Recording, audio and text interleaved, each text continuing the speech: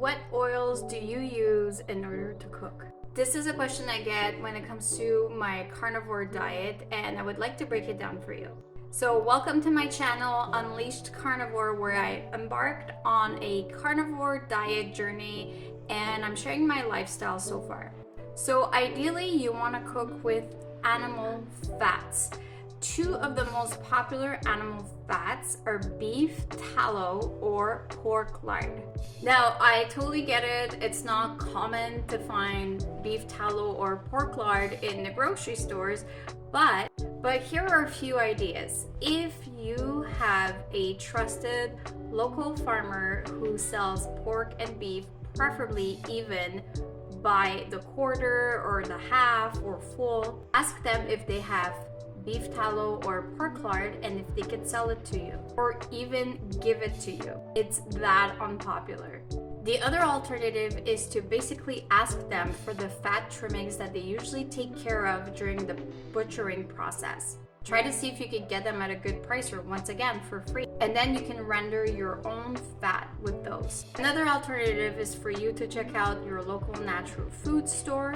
Or if you're cooking bacon or fatty beef, just keep the fat that you have in your frying pan and put it in a mason jar, store it on the counter or in the fridge, and use it as needed. At the end of this video, I'm going to show you how I use my pork fat.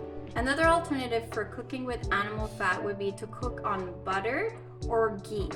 Ghee is basically butter oil, so the fattiest parts of butter. Now, it's not my top choice just because if you're doing full like level 1 carnivore, you might want to avoid dairy, but sometimes it's just so much easier to cook with butter or ghee. And the other thing too is that some people are intolerant to lactose, so that's why they're staying away from dairy products including butter. What I've seen is that some people actually react less to ghee, which is the butter oil. So definitely something to experiment with. Now let me show you how I get cooking oil for the day with my morning bacon. So here I have my coated cast iron pan. I did some bacon this morning, bacon from the farmer, and look, it rendered all of this fat. So I will either leave it in my frying pan if I know that I'm gonna fry meat again, or